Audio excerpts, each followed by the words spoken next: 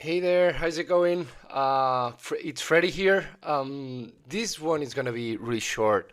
It's just kind of a game of definitions today, because we normally attach negative emotions to stress, right? The word stress. And I just wanted to give a little bit of a few options or acceptions of what stress can be.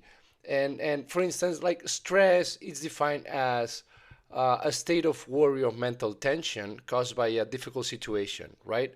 Stress is a natural human response that prompts us to address challenges and threats in our lives.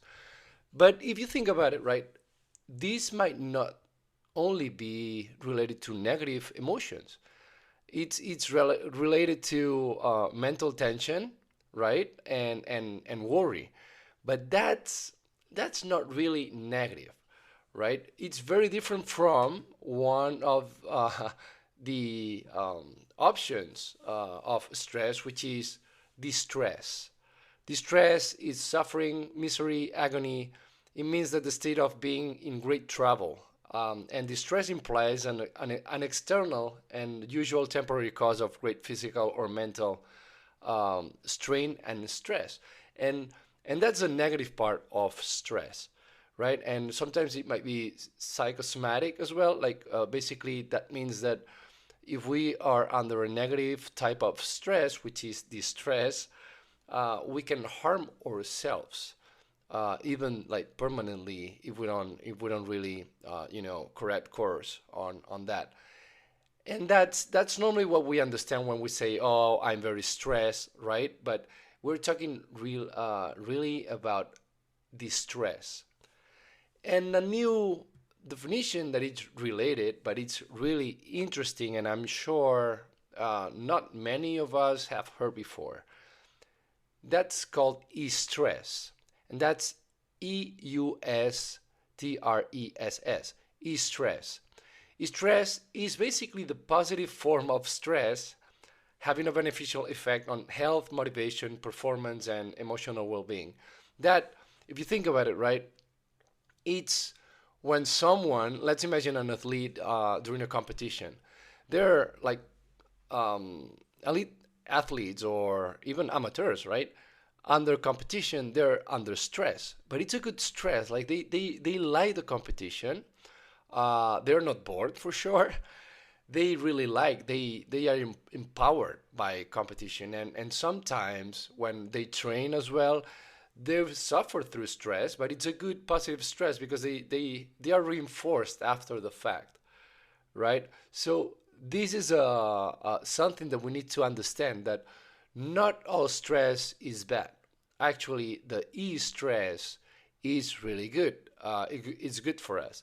If you imagine like having y versus x-axis, being x-axis the time, and the y the level of stress that we have, imagine a line that whatever is below that level of stress, it's kind of boredom, right? If we don't have any stress at all, we might feel like really bored, and that's not good, because we might even enter into different mindsets that are not really appealing for us, and we don't engage with the activities or whatever we're doing.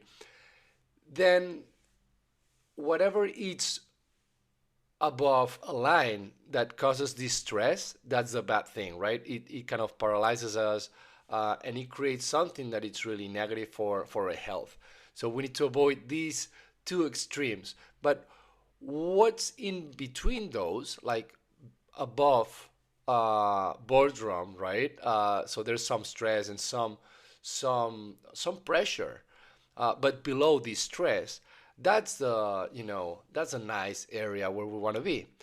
That's where the stress is, and that's what makes us better. That's what makes us keeping on improving on a daily basis, and yeah, and enjoying life basically, right? Because we don't want to be bored every single day, and follow below this specific line that we don't have any stress at all. So we want stress, we want the good kind of stress. So that's why I wish you that you will have a good is stressful week, meaning is stressful as a good stress. So hopefully you'll find that interesting. And again, I'm really glad to have you hearing these episodes. So I guess I'll see you next time. Take care. Bye.